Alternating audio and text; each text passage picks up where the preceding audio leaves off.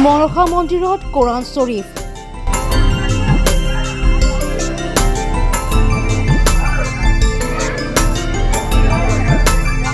মনসা মন্দিৰৰ সাধকে বিলালে সমন্বয়ৰ বাৰ্তা।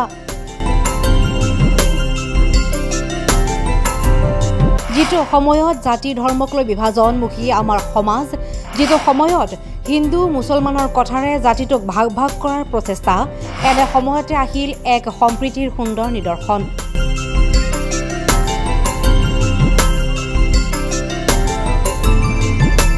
মনসা মন্দিৰ প্ৰাংগণত মছজিদক লৈ আগবঢ়োৱা হ'ল কোৰাণ। হাজোৰ ৰামদিয়া নহতমাৰ মনসা মন্দিৰে দিলে সমন্বয়ৰ বাৰ্তা।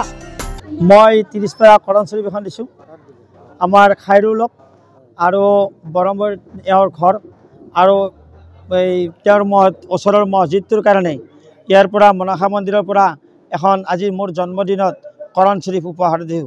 ভাল কিয় নালাগিব? নহওঁ মই হিন্দু, নহওঁ মুছলমান, এই ভাৰতত জন্ম পাইছোঁ মই ভাৰতীয় সন্তান। কোন হেৰা হিন্দু কোন মুছলমান, সকলোৱে এক আল্লাহ বা ঈশ্বৰৰ সন্তান। যে মই হিন্দু নহয়, মুছলমান নহয়, জৈন নহয়, খ্ৰীষ্টান নহয়, মোৰ লগত হিন্দু নাই, মুছলমান নাই, জৈন নাই, খ্ৰীষ্টান নাই, এই আমাৰ এই মুছলমান পৰিয়াল। এইটো মুছলমান পৰিয়াল বুলি নাভাবোৱে, তেওঁলোকেও নাভাবে মই কিবা হিন্দু গোৰামী হিন্দু বুলি। এইটো সঁচাকৈ সম্প্ৰীতিৰ নিদৰ্শন এনে হাজোত আছে। আৰু হাজোত যিহেতু আমি হাজোতে আছোঁ, হাজো এখন হিন্দু মুছলমানৰ জৈন খ্ৰীষ্টানৰ মিলনভূমি। মই এইটো এটা কথাই বুজাওঁ, সকলোৱে যাতে আমাৰ আদৰ্শটো লয়। এই ৰামদিয়াৰ পৰাই আমি যিটো বাৰ্তা দিছোঁ, আজি সমাজত হিন্দু মুছলমান কৰি থাকি লাভ নাই। ভাতৃত্ববোধৰেই ভাৰতবৰ্ষৰ নতুন ভাৰত গঢ়াৰ কাৰণে সকলোৱে থাকিব লাগে। যদি হিন্দু মুছলমান কৰি থাকে, কোনো কোৰাণ শ্বৰীফে কোৱা নাই তুমি সীমা কাটা, তুমি ইছলামক হিংসা কৰা, হিন্দুক হিংসা কৰা। ভাগৱতত কোৱা নাই তুমি ইছলামক হিংসা কৰা, এইবিলাক কোৱা নাই।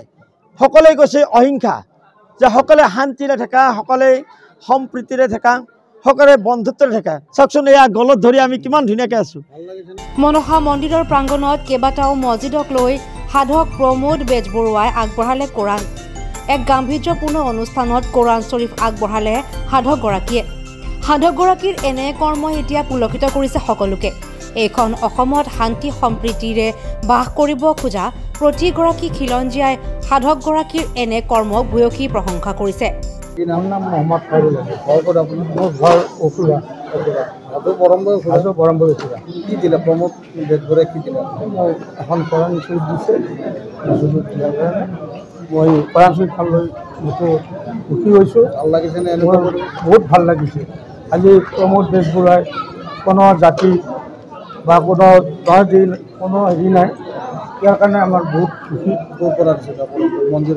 মন্দিৰৰ পৰা দিছে। কোন মন্দিৰ? এইটো মানসা মন্দিৰৰ পৰা দিছে। ভাল লাগে। এনেকুৱা পৰিৱেশটো কেতিয়াও পোৱা নাছিল। পৰিৱেশ পোৱা নাই। আমি এই পৰিৱেশত থাকি বহুত আনন্দিত পাইছোঁ আৰু সুখী হৈছোঁ। ভাল লাগিছে, বহুত ভাল লাগিছে।